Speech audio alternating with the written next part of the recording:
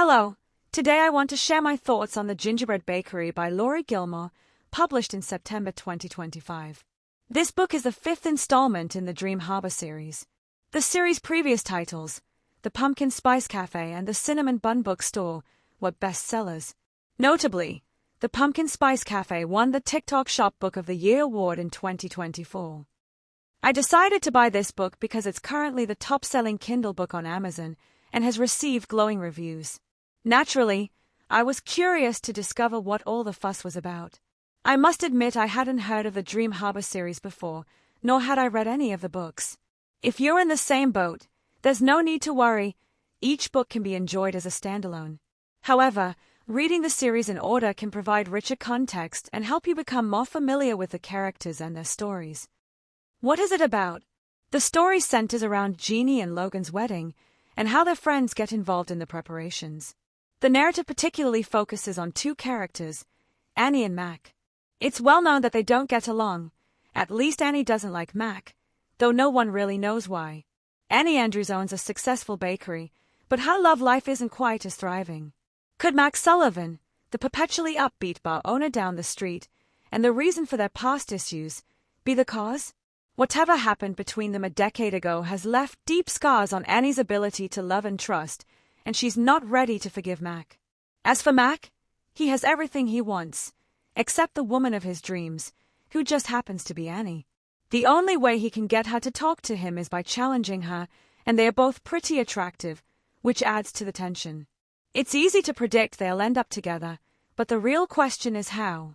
Will Annie realize that the person she loves to hate might actually be her perfect match? To ensure the wedding goes smoothly, and to find Logan's missing grandmother, Annie and Mac must work together, putting their past behind them. Their story is told from dual perspectives, jumping between the present and flashbacks, which adds depth to their feelings then and now. The Gingerbread Bakery is a charming romance with a classic enemies to lovers dynamic set in a cozy small town. It's filled with the gossip and community spirit that only close-knit towns can offer, making it a heartwarming read. What I liked about it? The book had a pretty cozy vibe, which I liked. Since I haven't read the other books in the series, I can't really compare, but overall, it was an okay read. I enjoyed how the chapters switched between the present and the past.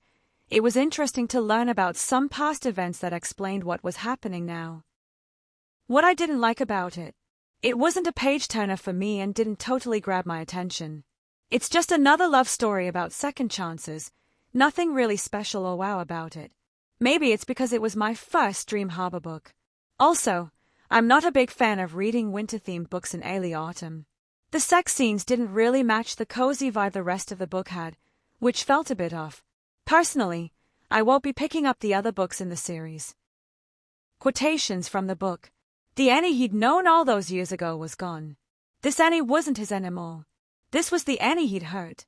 Now he had to figure out how to live in the same town as her and not lose his mind pining after her. Because while Annie wasn't his anymore, he would always be hers. Love is a funny thing, the mayor went on. It is not always big or loud or over the top. Most of the time, it's quiet and unassuming. It is a shared cup of coffee on a rainy day or reading side by side together every night. It is finding the person who gets you, the person who will have your back through it all. Would I recommend this book? I'm not sure I would. My rating out 10. 5.5 out 10.